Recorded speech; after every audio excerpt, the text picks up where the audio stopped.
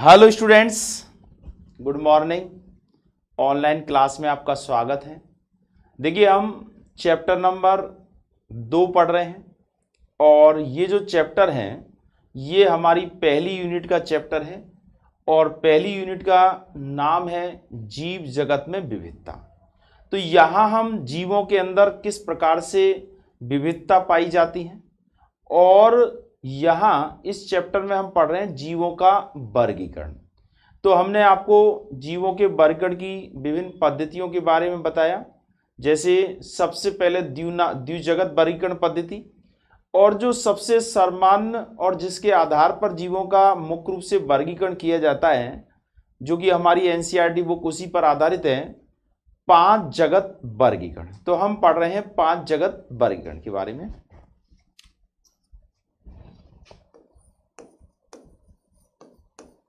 Chapter 2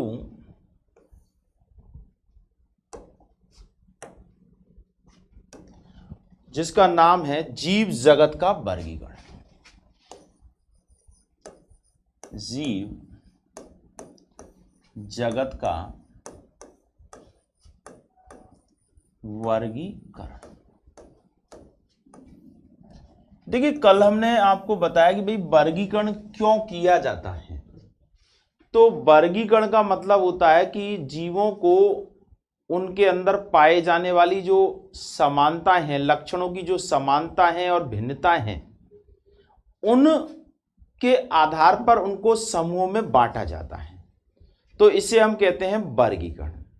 अब वर्गीकरण ऐसा नहीं है कि एक व्यक्ति के द्वारा दिया गया वर्गीकरण ही चला आ रहा है। समय समय पर विभिन्न वैज्ञानिकों के द्वारा वर्गीकरण दिए गए थे। किसी ने वर्गीकरण का आधार जीवों का आवास माना, किसी ने उनके द्वारा उत्पन्न जो आर्थिक महत्व की जो सामग्री है, जैसे फल देने वाले, पुष्प देने वाले, इस तरह से वर्गीकरण किया। कुछ ने कोशिकाओं की संख्या के आधार पर वर्गीकरण किया कि एक कोश के जीव और बहुकोश के जीव। तो ये वर्गीकरण के बहुत सारे आधार हैं, लेकिन इस वर्गीकरण का सबसे महत्वपूर्ण बात यह है कि इस वर्गीकरण के आधार पर अगर हम एक वर्ग के किसी एक जीव के बारे में जान लेते हैं, यानी अध्ययन कर लेते हैं, तो उस वर्ग में रखे गए अन्य जीवों के लक्षणों के बारे में हमको जानकारी प्राप्त हो जाती है। तो कम समय में हम समस्त जीवों के बारे में अध्ययन कर सकते हैं। तो इस वर्गीकरण की शुरुआत जो की गई थी वो द्विजगत वर्गीकरण के द्वारा की गई थी। सबसे पहले द्विजगत वर्गीकरण दिया था और इस द्विजगत वर्गीकरण के बारे में हमने आपको पहले भी बताया है कि इसमें समस्त जीवों को 2 जगतों में बांटा है। इसका प्रतिपादन जो किया गया था वो कैरोलस लीनियस नाम के वैज्ञानिक के द्वारा किया गया था। वैसे अरस्तु के द्वारा ये विचारधारा दी गई थी, लेकिन उसको एक तरह से व्यवस्थित तरीके से प्रतिपादन जो किया गया था वो इस कैरोलस लीनियस के द्वारा किया गया था। इसमें देखिए, एक तो जगत बनाया गया प्लांटी जगत। प्लांटी जगत, इसमें समस्त पादपों को रखा। दूसरा जो है वो है एनीमेलिया।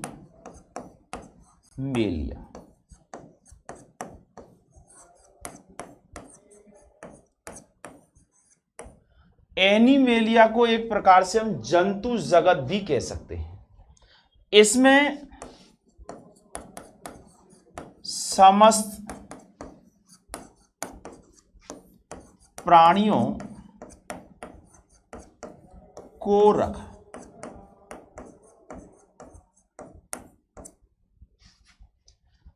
इसके बाद देखिए 3 जगत वर्गीकरण दिया गया और उस 3 जगत वर्गीकरण में क्या किया गया कि ऐसे जीव जो ना प्लांटी जगत में आ सकते हैं ना एनिमेलिया जगत में आ सकते हैं, उनको एक प्रोटिस्टा जगत के अंतर्गत रख दिया गया।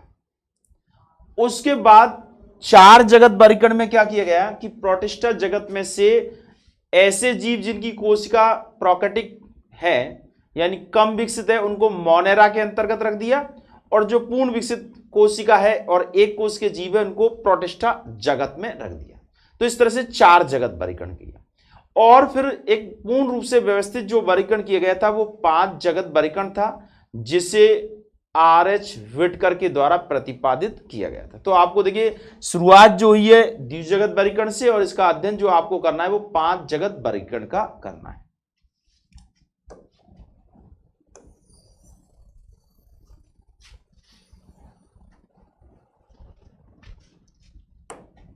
पांच जगत वर्गीकरण, इसे हम कह सकते हैं 5 किंगडम क्लासिफिकेशन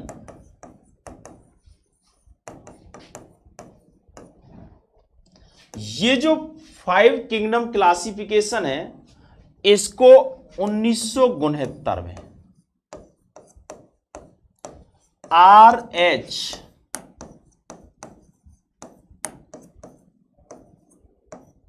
व्हिटेकर ने प्रतिपादित किया।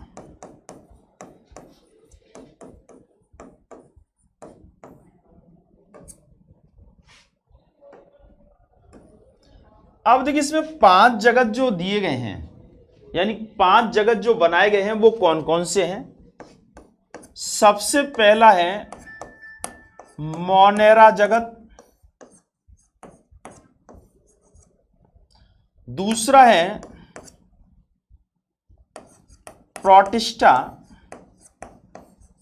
जगत। देखिए आपको हो सकता है ये नाम पहली बार थोड़े से अटपटे लगे, लेकिन ये सभी जो नाम है इन सबके आगे चल करके एक चैप्टर हो जाते हैं, तो इसलिए कहीं कोई परेशानी नहीं है, ये सब चीजें कई बार आएंगी। तीसरा जो है वो है फंजाई। फंजाई को हिंदी में कहते हैं कवक, कवक जगत। और चौथा जो है वो है प्लांटी जगत, और पांचवा है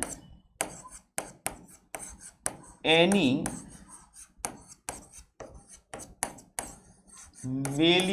जगत। अब देखिए इसमें ये जो प्लांटी जगत है ये तो एक प्रकार से पादप जगत है, और एनिमेलिया जो है वो जंतु जगत है।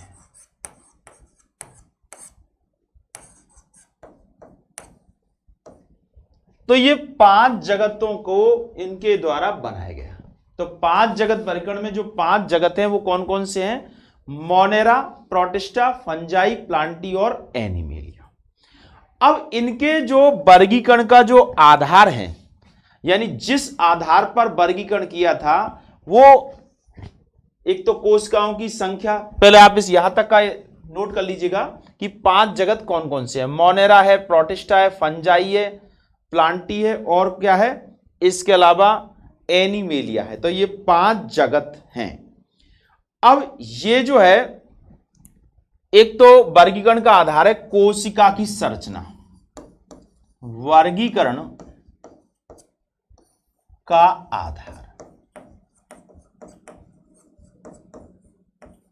यानी किस आधार पर इनका वर्गीकरण किया गया है। तो सबसे पहला है कोशिका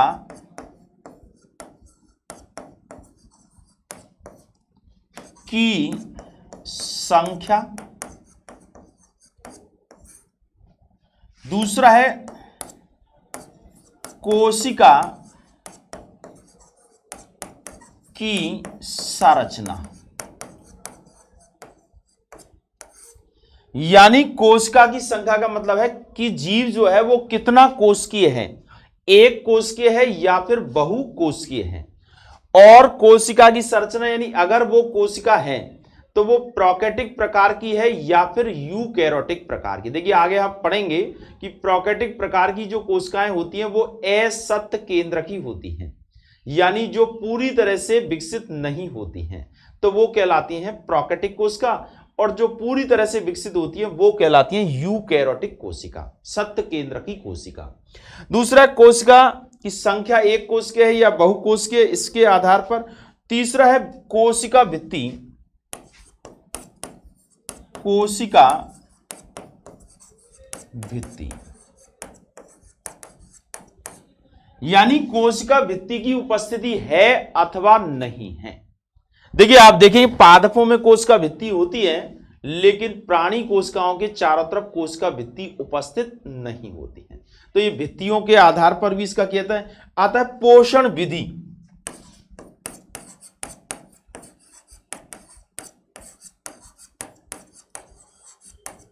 पोषण विधि का मतलब होता है कि इनके अंदर स्वतः ही अपना पोषण बनाने की क्षमता होती है अथवा नहीं होती है।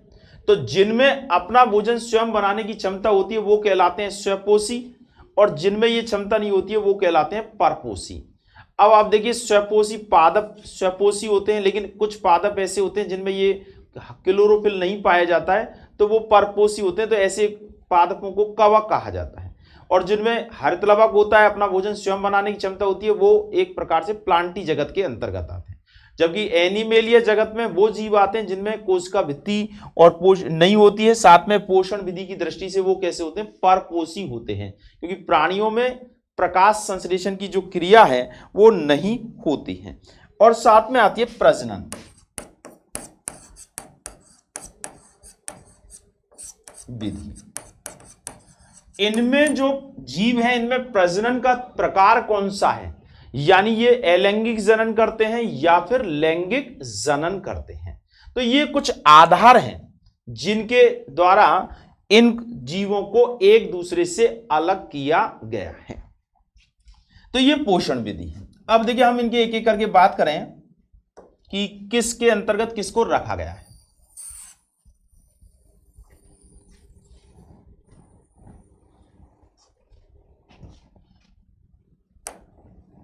कवक सबसे पहला आता है जगत मोनेरा। देखिए, जगत मोनेरा के सदस्यों की विशेषता होती है, ये एक कोशिकीय जीव होते हैं।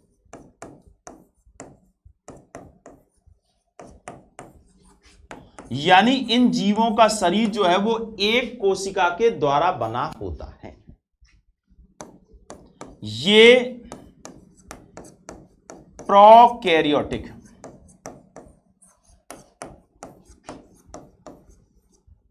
कोशिका वाले होते हैं।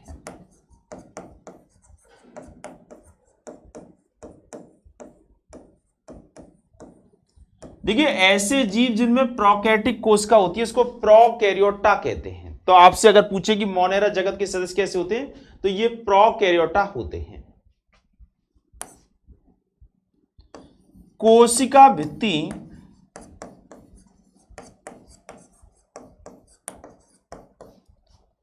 उपस्थित, यानी कह सकते कुछ सदस्यों में उपस्थित है, उपस्थित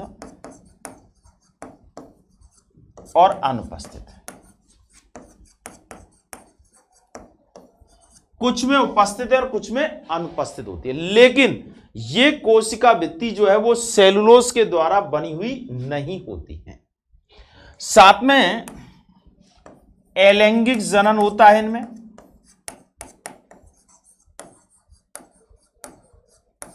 ये जो मोनेरा जगत के सदस्य हैं, इनमें कुछ तो स्वपोषी होते हैं और कुछ परपोषी होते हैं। स्वपोषी और परपोषी दोनों प्रकार के होते हैं।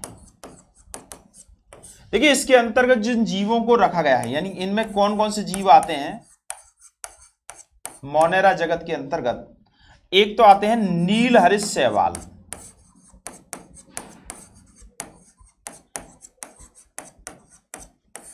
जिनको साइनोबैक्टीरिया कहा जाता है।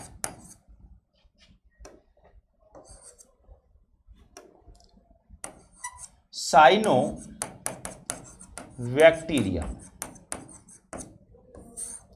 इसके अलावा इसमें जीवाणु होते हैं और माइकोप्लाज्मा।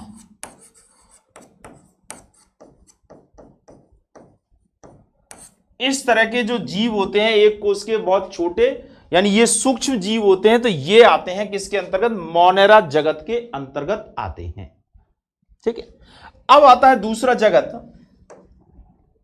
इसे नोट कर लीजिए।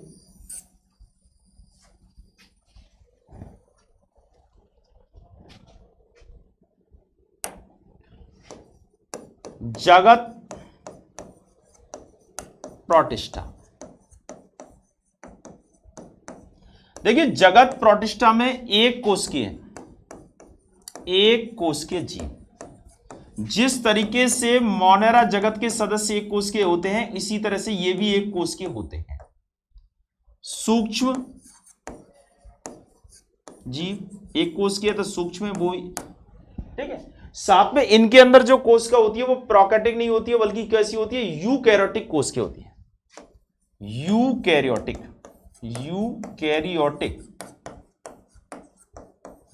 कोशिका।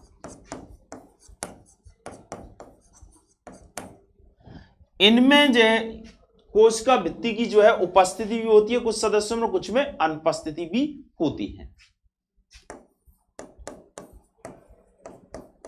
कोशिका भित्ति उपस्थित अथवा अनुपस्थित, दोनों तरह की स्थिति होती है। जैसे इसके अंदर देखिए प्रोटोजोआ आता है, तो प्रोटोजोआ में अनुपस्थित होती है, लेकिन क्राइसोफाइटा है, डाइएनोफ्लैजिलेट्स है, यूग्लिनॉइड्स है, इनके अंदर उपस्थित। इनको हम डिटेल में बताएंगे, यहां एक बार शुरुआत कर रहे हैं। और इनमें लैंगिक प्रजनन और अलैंगिक दोनों होता है।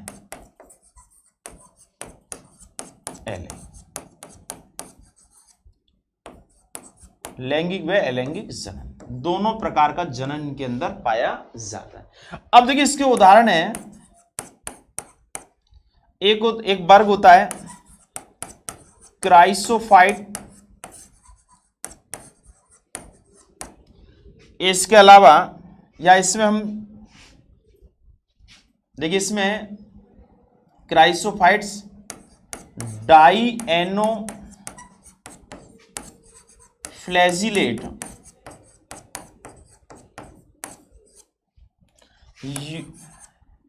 यूग्लिना, प्रोटोजोआ,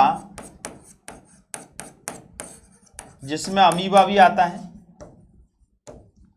ये इसके सदस्य हैं सब। अब जगत आता है तीसरा, इसे भी आप नोट कर लीजिएगा। जगत थर्ड,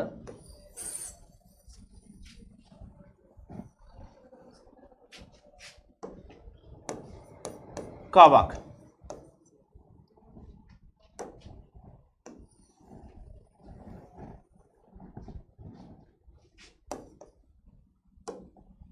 कवक जिसको फंजाई कहते हैं। देखिए ये बहुकोशिकीय, अब बाद के स्वरूप में हो सकते हैं, जबकि ज्यादातर बहुकोशिकीय, अप्रकाश संश्लेषी,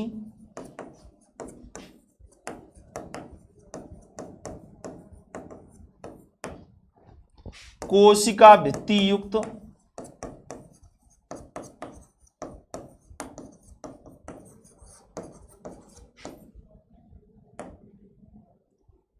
तंतुनुमा,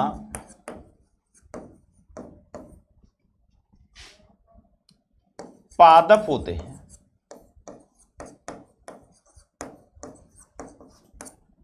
इसमें देखिए कवक का मतलब फफूंद जो होती हैं वो इसके अंतर्गत आती है, और इसके कई वर्ग हैं, जैसे फाइकोमाइसिटीज है, ड्यूटेरोमाइसिटीज है, एस्कोमाइसिटीज है, ये इसके वर्ग हैं। तो आगे हम बताएंगे। तो ये एक कवक है। चौथा जो है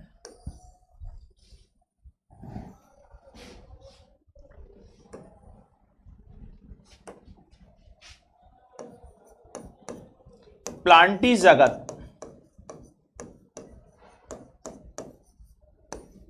समस्त बहुकोशिकीय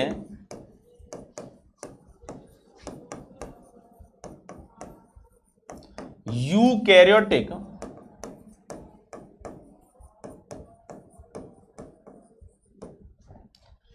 कोशिका भित्ति युक्त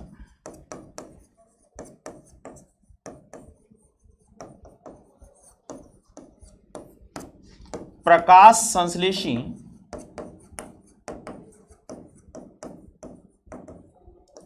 पादप। ऐसे जो चारों तरफ हमको प्रकाश पादप दिखाई देते हैं वो ज्यादातर वो क्या है, प्लांटी जगत के हैं। बहुकोश के होते हैं, यूकैरियोटिक कोशिका वाली होती है, कोशिका भित्ति जो है इनकी सेलुलोज के द्वारा बनी होती है और इनमें प्रकाश संश्लेषण की क्रिया होती है, इसलिए ये स्वपोषी होते हैं। अब देखिए इसमें शैवाल आते हैं, इसके अलावा ब्रायोफाइटा के पादप आते हैं। ब्रायोफाइटा से विकसित होते हैं टेरिडोफाइटा, इसके अलावा होते हैं जिम्नोस्पर्म और एंजियोस्पर्म।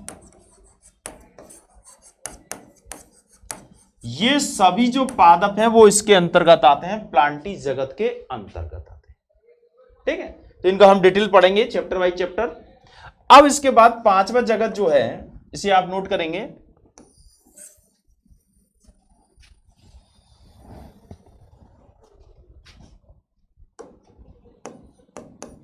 एनिमेलिया।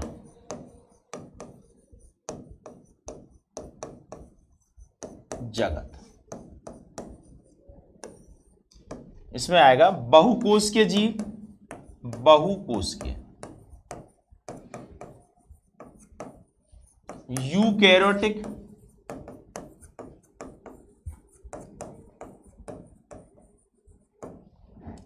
कोशिका भित्ति रहित। देखिए प्लांटी जगत में तो कोशिका भित्ति पाई जाती है, यहां ये प्राणी जो होते हैं वो उनकी कोशिका के चारों तरफ कोशिका भित्ति जो है नहीं पाई जाती है, तो ये कोशिका भित्ति रहित होते हैं। अप्रकाश संश्लेषी, इनमें प्रकाश संश्लेषण की जो क्रिया है या यूं कह सकते हैं कि ये विषमपोषी होते हैं। अप्रकाश संश्लेषी, अप्रकाश संश्लेषी। अब देखिए इसमें ये परपोषी होते हैं या विषमपोषी जिसको कहें। इसमें जो है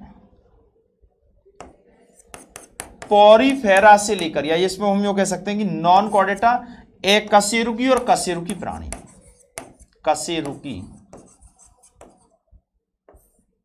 एक कशे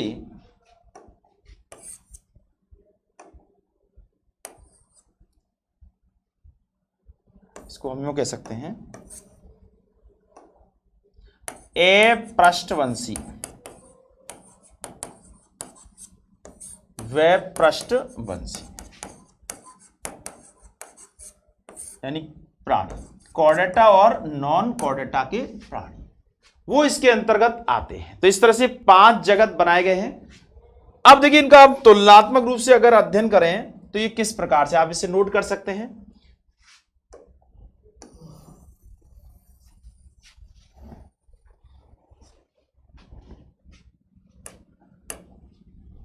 देखिए इसके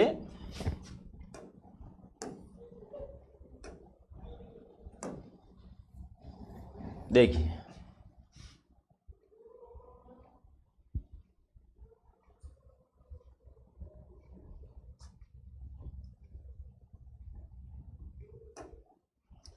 इसमें देखिए जीवों का वर्गीकरण प्रोकैरियोटिक, प्रोकैरियोटिक मतलब जो कम विकसित कोशिका होती है उसको कहते हैं प्रोकैरियोटिक या प्रोकैरियोटिक।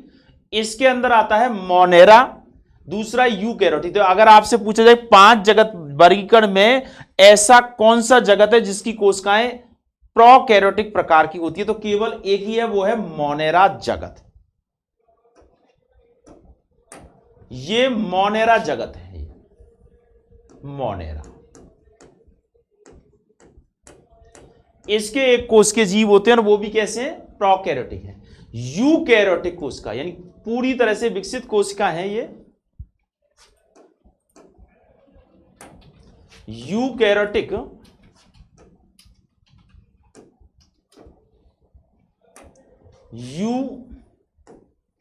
यूकैरियोटिक। अब देखिए इसमें एक कोष के जीव और ये बहुकोष के। एक कोष के जीव है प्रोटिस्टा और ये है बहुकोष के। अब देखिए बहुकोष के जीवों में भी ऐसे जीव जिनमें कोशिका भित्ति सहित हैं, जिनमें कोशिका भित्ति पाई जाती है, यानी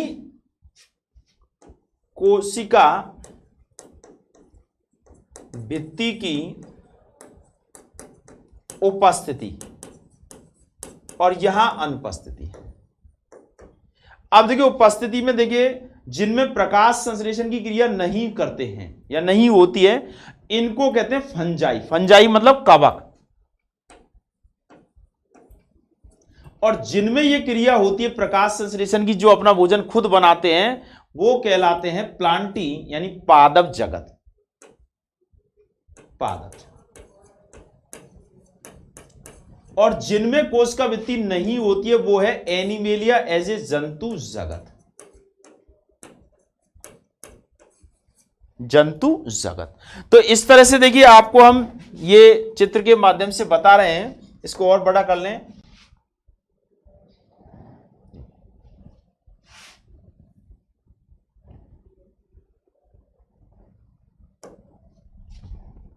और ये इस प्रकार से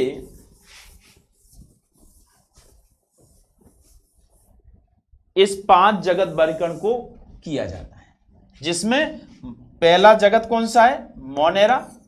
दूसरा जगत प्रोटिस्टा। तीसरा जगत फंजाई।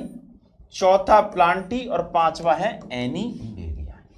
अब हम कल इनके आपस में तुलना करवा करके अध्ययन करेंगे कि भाई मोनेरा और इसकी तुलना में क्या अंतर है, अर्थात इसमें कुछ समानताएं भी होती हैं एक दूसरे के साथ और कुछ भिन्नताएं भी होती हैं।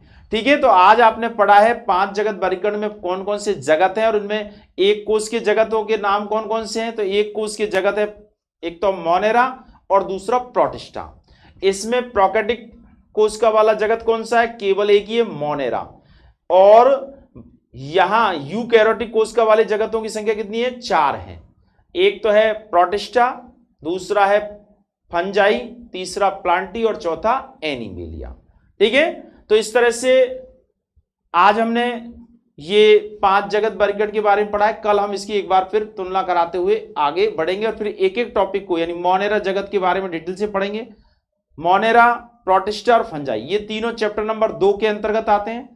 चैप्टर नंबर 3 के अंदर प्लांटी जगत आता है और नंबर 5 के अंतर्गत आता है प्लांटी के बाद कौन सा आता है, एनीमेलिया। तो यानी हर चैप्टर में आपको इन्हीं चीजों से संबंधित चीजें आपको अध्ययन करना है, डिटेल में आगे बढ़ना है। ठीक है, तो आज के लिए इतना ही और इसे आप नोट कर लीजिएगा। ओके।